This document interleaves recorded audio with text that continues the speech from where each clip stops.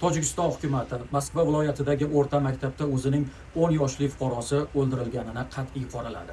Tojikiston Tashqi ishlar vazirligining bayonotida Rossiyaning Dushanbedagi elchisi chaqirilib, unga zudlik bilan xolis tergovni o'tkazish talabi bitilgan nota topshirilgani aytildi.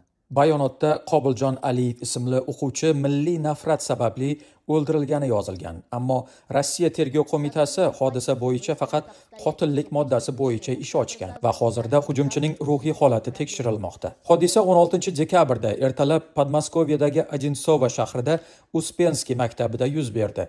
Unda shu maktabning 9-sinf o'quvchisi avvaliga qorovulga, so'ngra 4-sinf o'quvchisi Qobiljonga pichoq bilan hujum qilgan.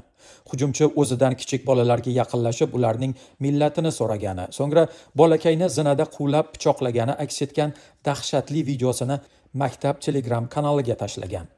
Rossiya matbuotidagi xabarlarga ko'ra, u yaqinlashganida o'qituvchi bolalarni xavfsizlik uchun sinfga kiritmoqchi bo'lgan, ammo Qobiljon adashib zina tomon qochgan.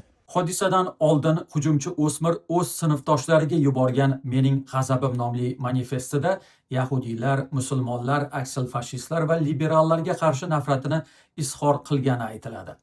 Uning qo'lga olinayotgani aks etgan videoda u "No Lives Matter", ya'ni hech kimning hayotining ahamiyati yo'q yozuvli futbolkani kiyganini ko'rish mumkin. Millatchi harbiy bo'linma DSHRga Rusich o'z Telegram kanalida o'smirning rus millatchilariga aloqasi yo'qligini yozdi va bu palov festivallarini boshqaruvchi migrantlar lobbisining provokatsiyasi ekanini da'vo qildi. Carnegie markaziga ko'ra 2024-yilgi Crocus Hall hujumi ortidan Rossiyada migrantlarga qarshi kayfiyat yanada yomonlashgan.